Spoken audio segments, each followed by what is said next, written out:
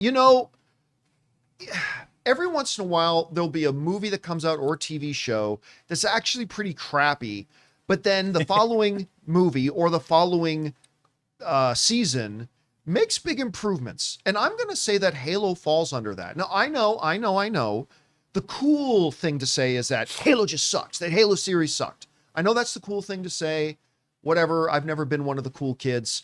I'm the kid the cool kids want to be. Sorry, I just made that up. That's not true at all. Anyway, I want to make that shirt. I'm the kid. I got to get Ray or Matt to design that shirt for me. It says, I'm the kid the cool kids want to be. It's completely not true, but I want to make that shirt. At least that's what my mom tells me. Yeah. That's what my mom says, damn it. But yeah, listen, I honestly think Halo falls into that category. I thought the first season was interesting. Like, some of the things they did was pretty good. The visual effects on it for a television show were actually quite good. But overall, for me, it was not a very good series, right? It didn't do a lot to really capture you or anything like that. Now, maybe that's putting it even kindly. But I gotta say, I thought the second season was a marked improvement. Am I going to say that the second season was great?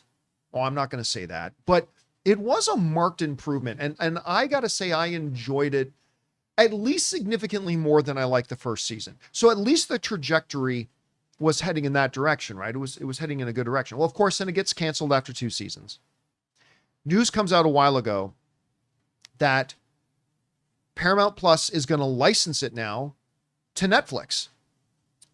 Well, this past couple of days, Netflix put up Halo, and lo and behold, in just its first 24 and 48 hours, according to Slash Film here, Paramount's canceled sci-fi series Halo blows up Netflix's charts. They go on to write this. Halo hit Netflix on October 1st, 2025, and much like this year's heist thriller Jewel Thief, the series managed to crack the streamer's top 10 TV show chart the day after it arrived. Specifically, Halo entered the charts in the United States on October 2nd, 2025, hitting the number 4 spot, where it remains as of the time of this writing. Will Master Chief's dual identity or will Master Chief Duel make his way to the top of the charts? Only time will tell. Goes on to say, some other things are pretty big. But even Forbes is writing, talking about the possibilities of now, could there be a season 3?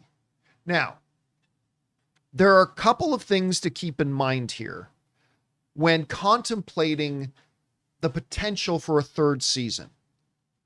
Number one is, when you put it on a new streamer and all of a sudden it jumps to the biggest streamer in the world and it jumps to the number 4 spot.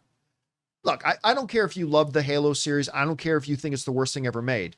You're an idiot if you don't acknowledge that's impressive. Whether you liked it or not, the fact that it came out, all of a sudden it's number 4 on the charts, that's pretty impressive. So that's one thing to keep in mind about the potential of a 3rd season, because networks, what are they looking for? Studios and networks are looking for IP that can win the game for them. So they're clearly going to be taking a look at this. But the other important thing to really take note of here is that while Halo may now be airing on Netflix, it is not now a Netflix show. It's being leased from Paramount. Paramount still owns it. They just leased the streaming rights to Netflix for a period of time. So Netflix does not have the ability to make a season 3 if they so wanted to, like they did with Lone Survivor and like they did with Lucifer, because they straight up got the rights to those shows. They didn't just lease the streaming rights. They literally bought the rights to those shows. Designated Survivor. The Designated Survivor, thank you. And then they went on to make future seasons. From my understanding, that's not the case here. Paramount still owns it. So the question would then be, not only would Netflix want to make a season 3, would they then also want to make that big initial investment of buying the rights that I don't even know Paramount's interested in selling, because they might want to take a crack at another Halo series, like a reboot of it at some point. So, guys, we want to take a second to thank the sponsor of today's video, Zapier. You know, one of the biggest game changers of the past year has been AI. But let's be real, just talking about AI doesn't actually make your day any more productive. What does make it more productive is finding tools to put AI to work for you. And that's where Zapier comes in. Zapier is the easiest way to take AI and plug it directly into the apps and processes that you're already using every day. No IT bottlenecks, no complexity, just results. For me, it's been about saving time on repetitive stuff so I can focus on the work that matters and I actually enjoy. And it's not just me. Over 3.4 million companies are already using Zapier to streamline everything from sales and marketing to IT and HR. With their AI orchestration platform, you can connect top AI models like ChatGPT or Claude right into the apps you already use. So whether it's automatically enriching leads, coaching your sales team, or even resolving IT tickets, Zapier makes it simple. Guys, join the 3.4 million companies already automating with Zapier and transform how you work with Zapier and AI. Get started for free by visiting zapier.com/Campea. That's zapier.com/Campea. I'm going to go out on a limb here, Rob, and say, while I think it's perfectly acceptable and understandable why a lot of people are talking about the potential for a third season of Halo, given the fact that it's now suddenly a hit on Netflix, perfectly acceptable to ask that question, totally understandable.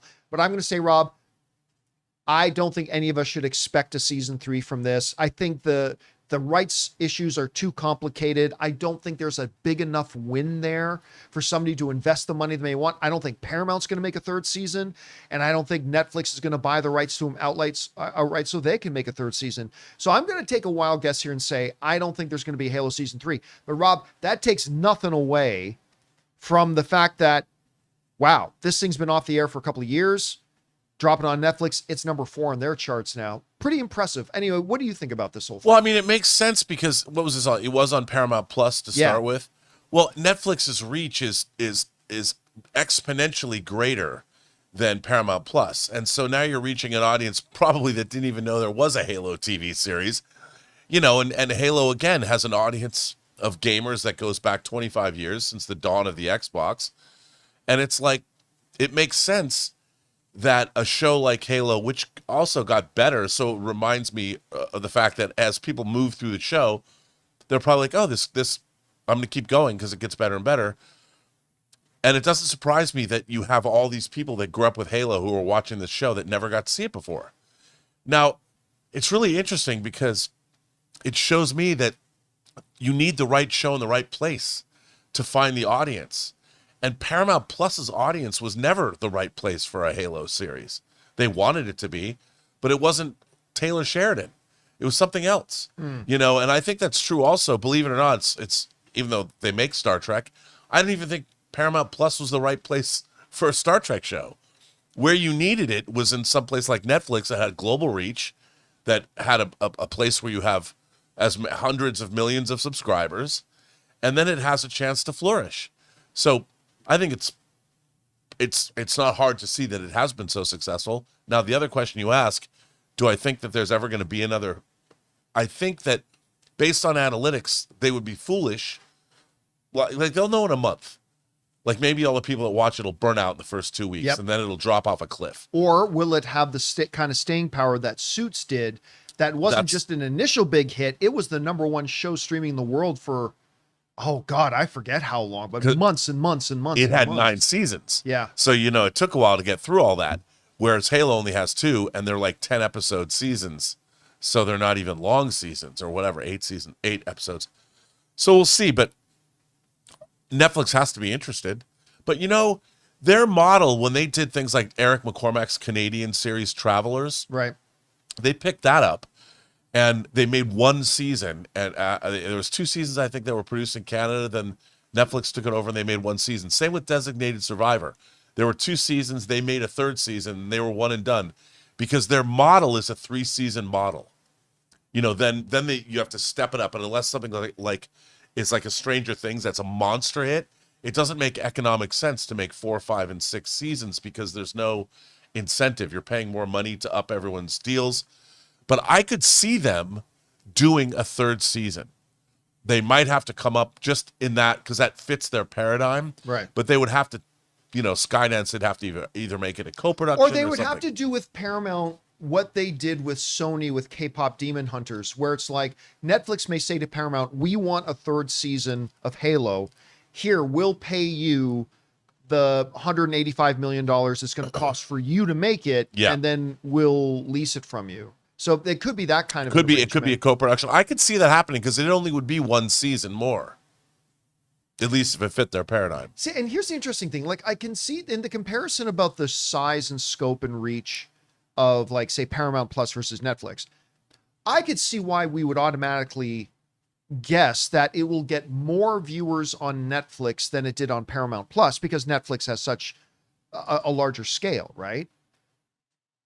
But that doesn't necessarily explain why Halo didn't just get more viewers than it did on Paramount Plus, but it got more viewers on everything else on Netflix other than 3 other shows. Like, why did this show climb so high when it had been done for years? It doesn't necessarily have positive word of mouth out there. It's not like there have been, I think, gaggles of fans just waiting for their chance to watch Halo. So why did it climb so high up their charts? I think because it's people look at it as a new sci-fi offering. Maybe. Most people don't even know it was there. If you look at what Paramount Plus's audience was, especially when Halo debuted, for Netflix viewers, think about it. I mean, you have 100, 200 million people that are like, wow, a new sci-fi show. Mm-hmm. And it was gamers will watch it, but then people who are interested in science fiction, hey, it looks cool.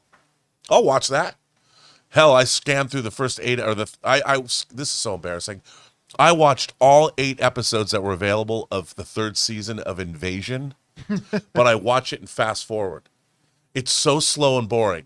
And I'm like, I used to say with Ray, I go, this is the slowest, most boring alien invasion show ever. And by the 3rd season, it still is. So I watched all 8 episodes in like 2 hours. I'd stop when something looked interesting. At least it's consistent. I know. And I'm like, I got it. All right, guys. Question is for you. What do you think about this? Halo is all of a sudden like a streaming hit.